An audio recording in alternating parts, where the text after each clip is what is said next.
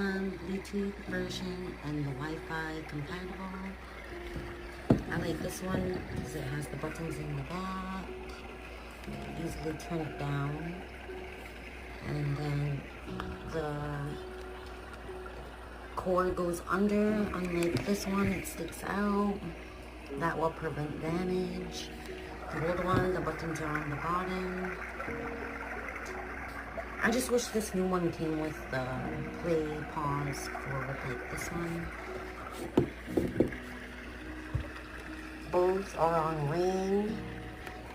Let's see.